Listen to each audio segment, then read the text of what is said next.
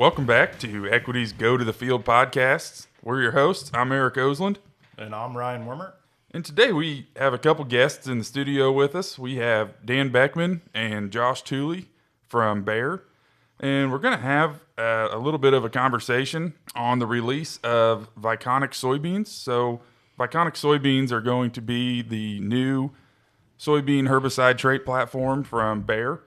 And we thought it'd be a good idea maybe to bring these two gentlemen in and have a little bit of discussion about, what this offering is going to look like to a grower, maybe a little bit of a timeline and some other things around that trait platform. So welcome in, both of you, and thanks for coming.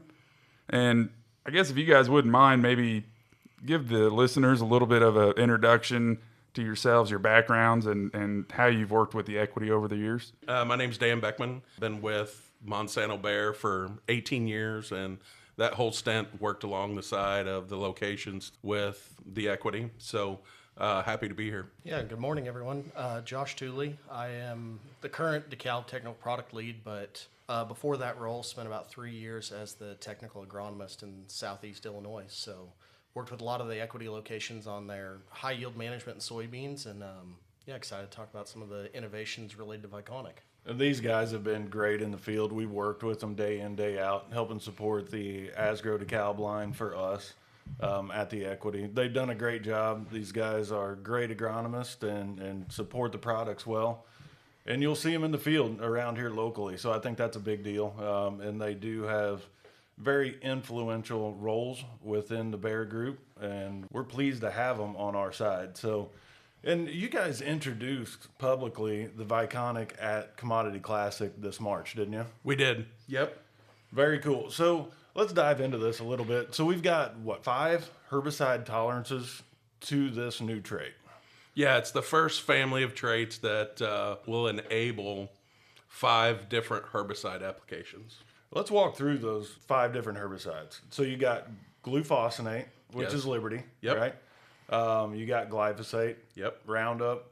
You've got 2,4-D, which we'll get into that, but I think that's a little different molecule than what is currently on the marketplace. Correct. And then you got mesotrione. Correct. And then dicamba tolerances. That's right. So there's if, your if, 5. If you take the Extend Flex that we have, that is Roundup, glufosinate, and dicamba, and you add on 2,4-D and mesotrione, and that's the 5.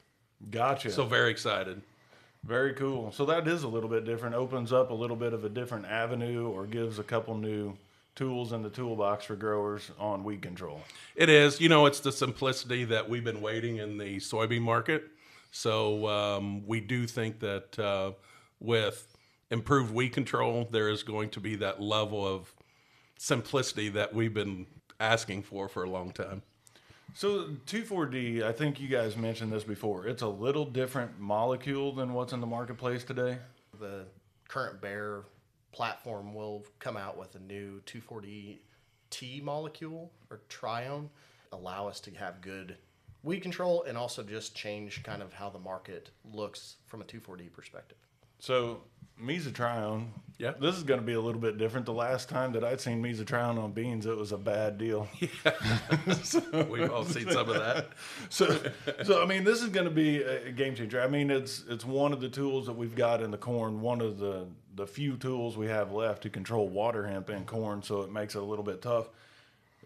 So you're going to have the possibility of over-the-top control of weeds with mesotrione on this product. It definitely will. It will enable the use of that product. So I know, we've had conversations amongst ourselves and within Equity. The mesotrione, the HPPDs are a key part of our corn program. So yeah, we are cognizant of that, having that same active within our soybeans could be challenging, or we may not want to go down that road from a resistance standpoint, but it does come along with it. So we do look at it as an option. And as we've looked at some trials, and Josh can kind of talk to this a little bit, is that it does seem to add as a 1 + 1 = 3 when you are adding to some of those chem programs. I agree with you. I mean, just thinking about this with the mesotrione, I know some people are thinking it's like, oh, don't want to overuse it and everything. 100%. But you think about that from a corn and soybean standpoint, how many acres get a group 15 on them, which would be like a dual or whatever. That's right. Zidua, Anthemax, some of those products. So I think it's about rotating and using multiple modes of action more than it is anything else, and the ability to do that with Vyconic. 100%. We do not believe that a mesotrione will be a standalone product with Vyconic. You know, and the other part of that too is for weeds to become resistant, they have to survive out in the field for, you know, through herbicide applications. So what could be a definite advantage to the Vyconic and allowing access to all of those products is excellent weed control. And I'd rather have a bunch of dead water hemp in my field than a bunch of, you know, water hemp that's survived applications to glufosinate and some of the issues that we have right now. Yeah. So Yeah. I think it could be very good. I agree, because the biggest thing I think is that it allows us in our post herbicides to be able to have more modes of action out there, which as we go from 1 to 2 to 3 modes of action out in the field, you decrease your chance of resistance or slow it. Why not use all three if we can? I mean, Exactly. that seems like a natural way to do things. Exactly. Absolutely. You know, just to tag on to the mesotrione conversation, the question we get a lot is that are all HPPDs tolerant within the Vyconic trait? And the answer is no. It is specific to mesotrione. Okay. So don't go apply your Lotus over the top of soybeans and expect not to have any issues. Most likely you'll get the water hemp plus the soybeans at that point. So, Getting into it, what excites you guys the most about this trait launch? well, I can say from my standpoint, being in the industry for all the trait launches, is that we've been longing for the simplicity in that soybean market. And I think that this opens that up, and we can concentrate on weed control. But what excites me the most is we've been with the Vyconic trait within breeding. We've been working with that trait along the side of our Extend Flex. So when we come out year one, we definitely we would expect a yield bump in year one, along with the simplicity and the efficacy of the weed control. That's what excites me the most. So you talk about that and having a full-scale launch when you guys are working on this in parallel with the Extend Flex side of it. What maturity group? Sometimes that's a little bit limited on trait launches of what maturity groups it's available in. So what does that look like for you guys in 27? Yeah, so our expected is, being able to launch products all the way from a 00 to a group 7 within the U.S. soybean market.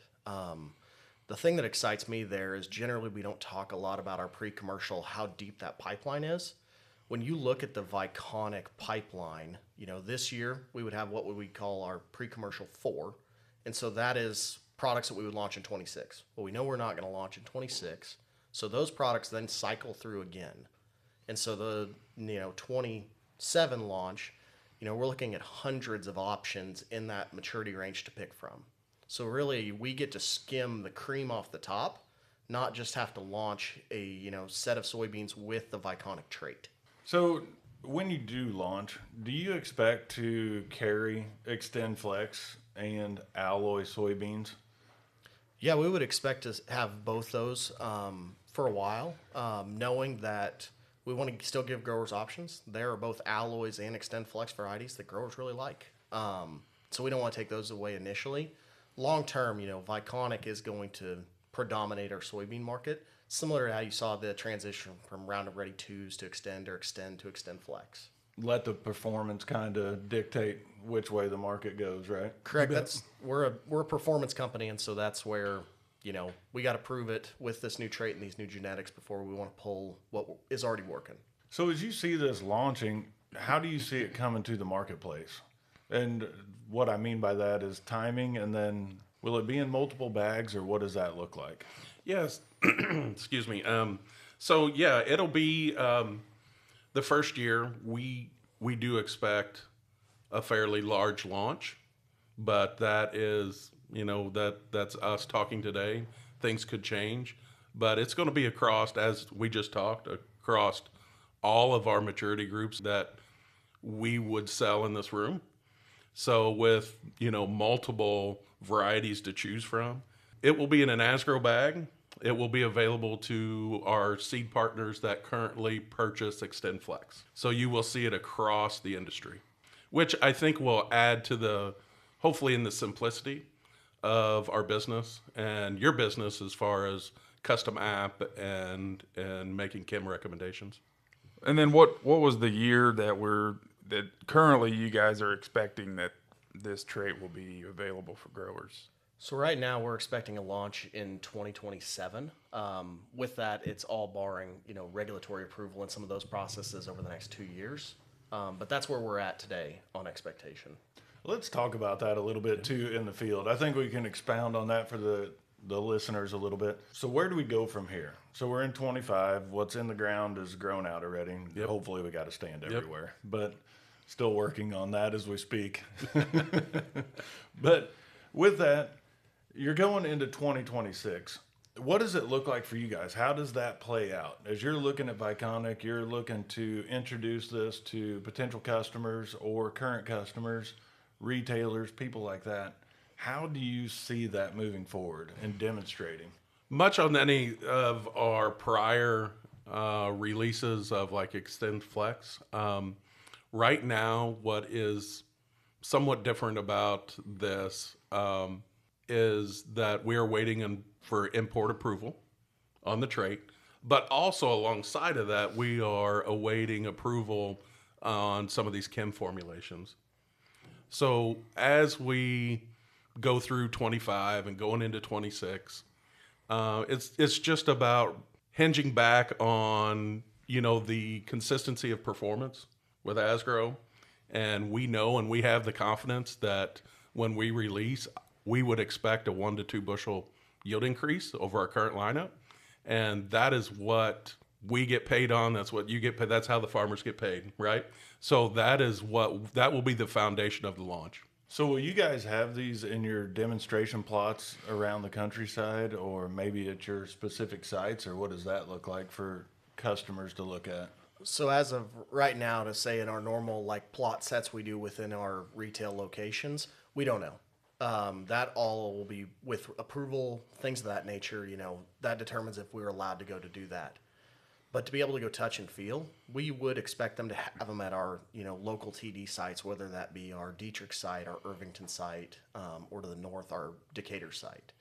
We're currently already testing them there, more looking at the tech or the system than maybe the straight genetics. But prior to launch, we would expect to be able to go touch them, feel them, see them at those Bayer branded technology sites. Just know as we move into 26, we'll be sitting on go. So once we get approval, we'll be able to act pretty quickly. So if we do get approval, we would expect that the equity could have them in some of their own market development plots, and you would be able to have a personal experience. But that will all hinge on our approvals at that point. And that approval process can be a little bit tricky. It can be really tricky, especially in today's landscape. As I say that not everybody's playing well in the sandbox, so it could take a while. If I understand this correctly, and somebody had told me this about the regulatory process in the past, but for Chinese approval, where a majority of our beans go. So with that, you have to have, once a herbicide is approved, you're good to go. So glyphosate's approved, glufosinate approved, dicamba's approved. So with this, you're going to be adding 2 more additional. So each one of those has to be approved. But then in the European Union, the stack has to be approved. Is that correct? Yeah, that's, from my understanding, that's how that process works, is there's individual trade approval and there's stack approval, and each country is going to have different requirements for that, which then, can cause a delay or change that timeline with that differing, whether it be the EU or China. Gotcha. And I'm assuming, since you guys are working hard not to disrupt the grain channel or cause any disruptions there, you guys will probably have a crop destruct situation moving in your plots. If it is not approved for import approval, you will not see it in our regular plots because we cannot take the chance of something getting into the channel to hold up this trait launch, because this trait launch is too important to us. It's too important to our customers, and we would not want to risk that. So we do have them at our research sites and technical sites, but they are regulatory. They were our regulated trials that we have specific individuals from the EPA come, and we have a strict protocol to adhere to. Earlier in the episode, we talked a little bit about the herbicide expectations and the programs that potentially we could be running with the Vyconic line. So you were talking about, moving some of those products through registration right now and trying to get that done, which obviously is a challenge, of course. But what is that going to look like? Is it going to be mostly standalone products, or are you looking at more premixes of a couple of these different products and herbicides that these soybeans will be tolerant to, or do you know at this time? So there's still a lot that's up in the air in that space of the formulation and the approval there. The one thing I can say is a lot of it we are looking at, whether it be the combination of 2,4-D meso and a group 15 like acetochlor. We're trying to look at how can we provide the best all-around weed control system and also reduce the risk of, resistance because of singular use product and singular mode of actions. But with that, we're still in that stage of going through regulatory, figuring out all those formulations. So a little bit of that's up in the air. What I can tell you is it's well thought out as far as building against resistance and weed control efficacy.